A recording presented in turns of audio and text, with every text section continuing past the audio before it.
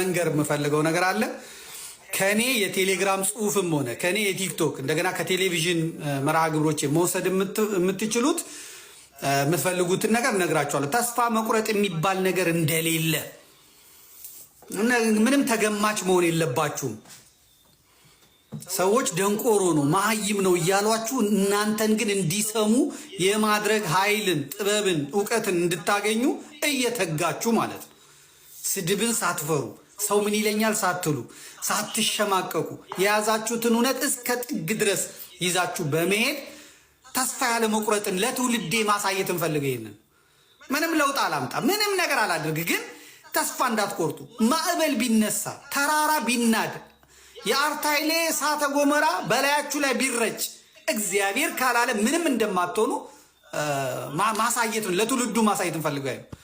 አሁን ብዙ ወዳጆቼ ይነግሩኛል የማይነካ ነካ እስክንድር መነካት አልነበረበት፣ በቃ ዘመድ ያለቀለት ሰርቶ ለፍቶ እዚህ ደርሶ ይላሉ።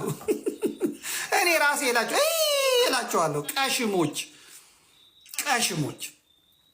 እና ስሙን እግዚአብሔርን ጧት የምጠራው በዓለም ላይ ስሙ እንዲታወጅ የማደርገው እንዲመሰገን የማደርገው እግዚአብሔር እስክንድር የተባለ አጭበርባሪ አጭቤ ከአይኔ እንዲሰወርና እሱ ኃይል ኖሮት እንዲያሸንፈኝ ትፈልጋላችሁ?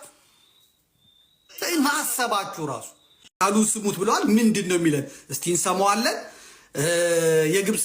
የግብፅ ኦርቶዶክሳውያን ወጣቶች በትግርኛና በአማርኛ ይሄን ልጅ ተከተሉት ብለውናል። ግብጾቹ ምን ሊለን ነው? እንሰማዋለን። አሁን ጥሩነቱ ጃኬትና ኮቱን ትቶ መስቀልኛ አጣፍቶ መጥቷል። እንጠይቀዋለን። እስቲ የሚለውን ደግሞ እንሰማለን። ቤተክርስቲያኒቷ አስተምርልኝ አላለችውም፣ አደባባይ አላወጣችውም። ግን የቤተክርስቲያኒቷን አስተምራለሁ ብሎ መጥቷል።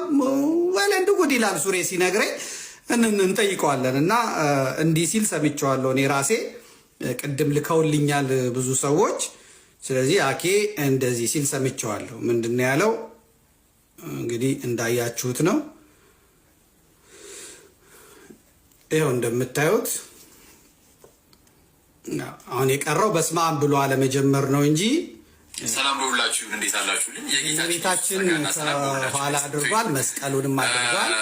ሰው ነገ ነበር አክቹዋሊ ለመግባት ያሰብኩት፣ ጋቢም አድርጓል። ስሙት፣ በጌታ ቀን ማለትም እሑድ አክሊል በጣም የሚያስቀና አሁንም ቅናት ስላችሁ ይሄ መጥፎውን ነገር አለ።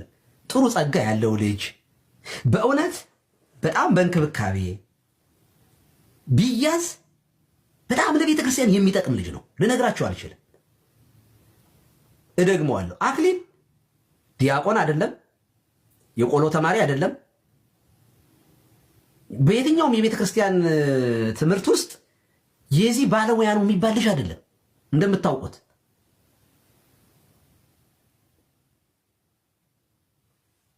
ግን ይሄ ልጅ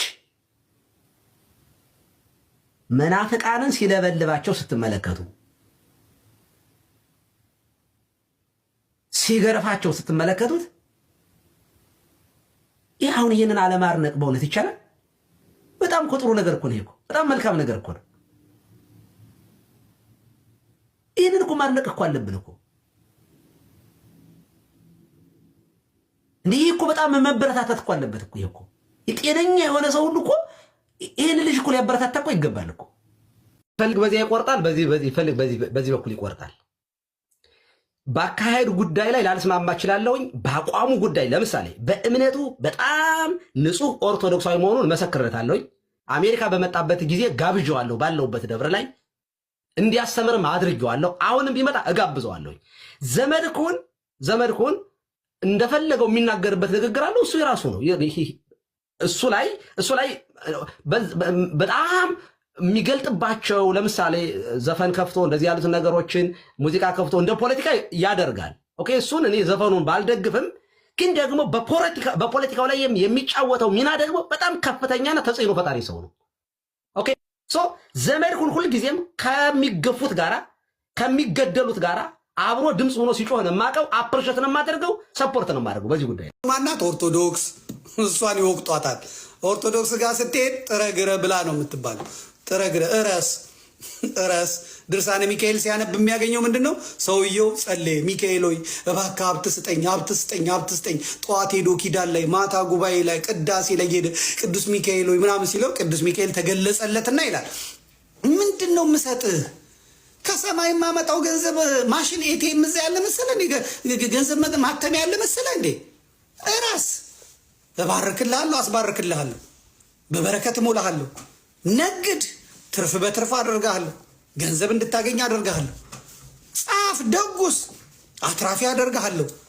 ቁጭ ብለህ ሚካኤል ሆይ ምናምን እንዴት ትለኛለህ ነው የሚልህ እኛ ጋር ስትመጣ። እዛ ግን እነሱ ና የባንክ ቡክን ይዘና የሚራክል ተአምር ቀን ነው እዛ አምጥታ ትገባለች። ከዛ ህልም ይታያል። እግዚአብሔር ደግሞ የቆሎ ጓደኛ ነው። ጌታ ተናገረኝ። አቤት ጌታዬ ምን አልከኝ? ኦኬ የስልክ ቁጥርሽ በ019 ምናምን ነው የሚጀምረው። እና የስልክ ቁጥር በ09 ነው የሚጀምረው የሞባይል ቁጥር ኢትዮጵያ ውስጥ። እንግዲህ አሁን የሳፋሪኮም በስንት እንደሚጀምር አላውቅም እንጂ 09 ነው ድሮ። ይሄ እንዴት ህልም እንትን ተብሎ ይኬዳል? እንዴት ተብሎ ይኬዳል በእውነት? ስለዚህ የነዳጁንም ለማስረሳት የነ ብርቱካን ነገር መጥቷል። የነ ብርቱካን ነገር መምጣት ግን ሌላውን የሚያስቀር አይደለም። ክርስትና ሲባል ፕሮቴስታንቶቹም የሚያመልኩት ኢየሱስ ክርስቶስ፣ ኦርቶዶክስም ካቶሊክም የሚያመልኩት ኢየሱስ ክርስቶስ እንደማይረቡ፣ ክርስቶስ ፍጡር እንደሆነ ሎቱ ስብሐት፣ ሰው እንደሆነ ሎቱ ስብሐት፣ ከመሐመድም ያነሰ እንደሆነ አድርገው ነው ሲጽፉ የነበሩ።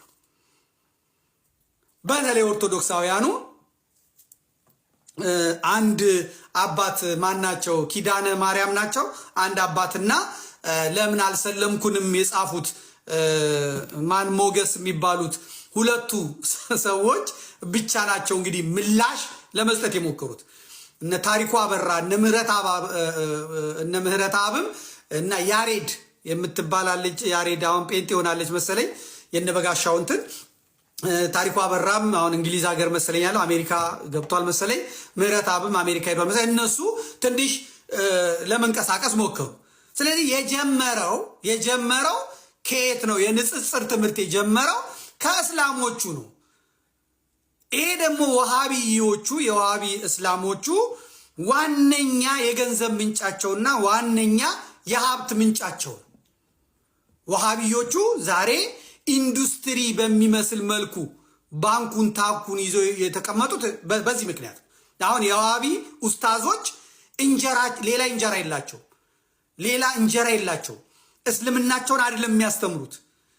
ዋና የትምህርት መለኪያቸው ኦርቶዶክሳዊ ቤተክርስቲያንን መስደብ፣ አስተምህሯን መስደብ፣ አምላኬ የምትለውን ጌታዬ የምትለውን መድኃኒቴ የምትለውን ፈጣሪ የምትለውን በማያገባቸው መጥተው ፈጣሪ አይደለም ጌታ አይደለም ብለው ነገር ይጀምራሉ። መስታወት ቤት ተቀምጠው የድንጋይ ጠብ ይፈልጋሉ ማለት ነው። ኑሯቸውን የሌላውን እምነት በመዘርጠጥና በማዋረድ ላይ የተመሰረተ ነው። እንጀራቸውን በዚያ እየጋገሩ ነው የሚኖሩት። ልጆቻቸውን የሚያሳድጉት የትዬ ለሌ ኡስታዝ ተብዬዎች ቁጥር ቀላል አይደለም። ዛሬ ኡስታዞቹ ባለ ባንክ ናቸው። ዛሬ ኡስታዞቹ የቴሌቪዥን ጣቢያ አላቸው። ዛሬ ኡስታዞቹ ኢምፖርት ኤክስፖርተሮች ናቸው። ዛሬ ኡስታዞቹ እርሻ አላቸው። ዛሬ ኡስታዞቹ 4-5 ቪላ አላቸው። ዛሬ ኡስታዞቹ 4-5 ሚስት አላቸው። ዛሬ ኡስታዞቹ ቢሊዮነሮች ናቸው። መነሻቸው ግን ንጽጽር ነው። የሳቡት እንጀራቸውን አድርገው የጋገሩት የሌላውን የክርስትናን እምነት እና አስተምህሮ እና መጽሐፍ ቅዱስን በመመርመር ነው የመጡት እነሱ ናቸው ማለት ነው። በኢንዱስትሪ ደረጃ ገቢ የሚያስገኝላቸው ነው ንጽጽር ማለት። መጽሐፍት ጽፈዋል፣ ቪሲዲ ሰርተዋል፣ ሲዲ ሰርተዋል፣ ካሴት ሰርተዋል። ሳያፍሩ ሳይሸማቀቁ ይህንን ሁሉ አድርገዋል።